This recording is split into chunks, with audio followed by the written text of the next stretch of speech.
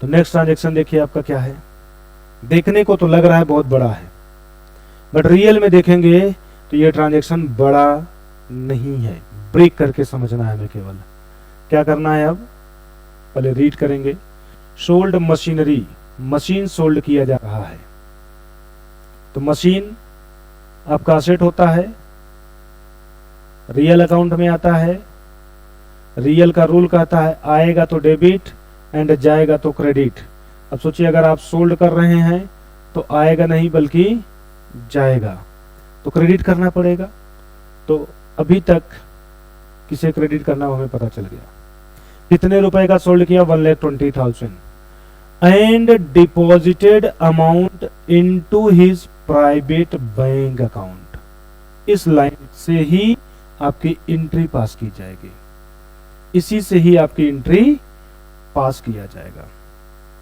सोचिए बिजनेस में एक मशीन थी, उसको सेल किया गया और सेल करके जो भी पैसा मिला वो पैसा डिपॉजिट कर दिया गया his private bank account. Private bank account का मतलब ही होता है कि जो ओनर था, जो ओनर है, वो अपने पर्सनल अकाउंट में जमा कर लिया। तो कुल मिलाकर हम ये कह सकते हैं कि बिजनेस में एक असेट थी मशीन, उसको सेल किया गया और सेल करके जो भी पैसा मिला उस पैसे को ओनर ने अपने पर्सनल अकाउंट में जमा कर दिया। तो कुल मिला के दूसरी भाषा में बोल सकते हैं कि असेट को सेल करके जो भी पैसा मिला वो ओनर अपने पर्सनल यूज में यूटिलाइज कर दिया। तो चाहे बिजनेस की कोई असेट ओनर ले ले पर्सनल यूज के लिए, चाहे बिजनेस का कुछ पैसा ले ले पर्सनल यूज के लिए, जब भी पर्सनल यूज की कहानी आती है तो हमेशा क्या बनता है, ड्राइंग्स बनता है। क्या बनता है, तो आंसर होगा ड्राइंग्स बनता है। तो हम ये कह सकते हैं कि ये जो असेट सेल किया गया, इस असेट को सेल करने से जो भी पैसा मिला वो बिजनेस में है नहीं। सेम डे को पैसा बिजनेस में न आकर के जो बिजनेस का ओनर था उसके पर्सनल अकाउंट में चला गया। तो डेबिट हम लोग कैश को करेंगे ही नहीं, क्योंकि बिजनेस में तो पैसा आया ही नहीं। असेट को सेल किया गया, पैसा चला गया ओनर के खाते में, तो कैश बिजनेस का बढ़ा ही नहीं। तो ऐसे केस में हमारा असेट तो क्रेडिट हो जाएगा, बट डेबिट किसको करें, तो कैश डेबिट होगा नहीं। तो उस केस में डेबिट कौन होगा, तो आंसर होगा ड्राइंग्स डेबिट होगा। क्योंकि जब जब पर्सनल यूज के लिए ओनर पैसा लेता है बिजनेस से, या कोई असेट या कोई गुड्स लेता है, तो हम लोग डेबिट हमेशा ड्राइंग्स को करते हैं। तो यहां पर भी हम लोग डेबिट किसे करेंगे, ड्राइंग्स को। तो एंट्री पास करते समय, जनरल एंट्री पास करते समय ड्राइंग्स को डेबिट कर देंगे। ड्राइंग्स अकाउंट डेबिट 1,20,000 से, और क्रेडिट कर देंगे टू मशीनरी, क्योंकि आप मशीन सेल किए हैं तो मशीन आपके यहां से जाएगा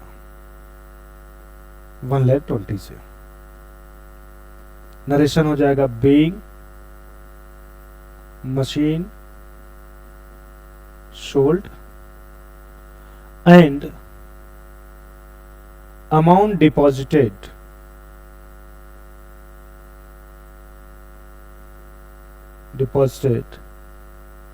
in owner's account,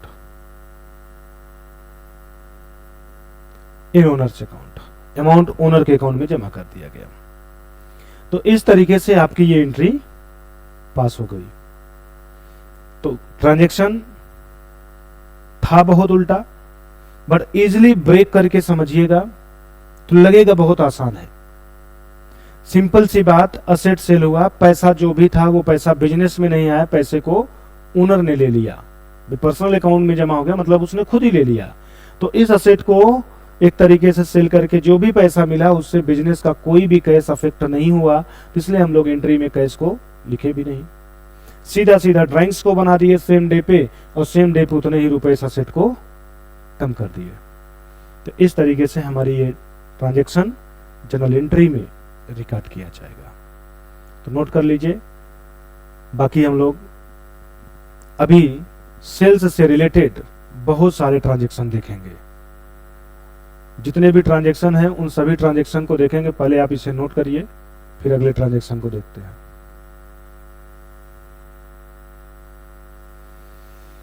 तो नेक्स्ट है सोल्ड गुड्स टू नवीन।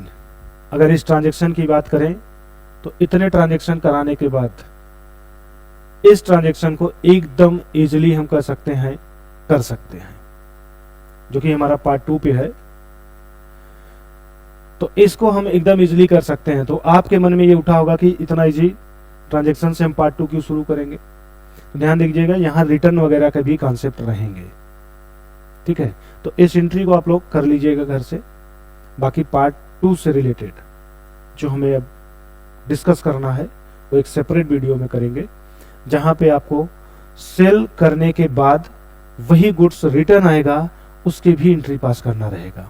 साथ ही साथ क्रेडिट में सेल करने के बाद कुछ समय के बाद सेटलमेंट होगा, वो भी कम पैसे पे, तो उसकी भी एंट्री पास करना हम लोग पार्ट 2 में ही सीखेंगे।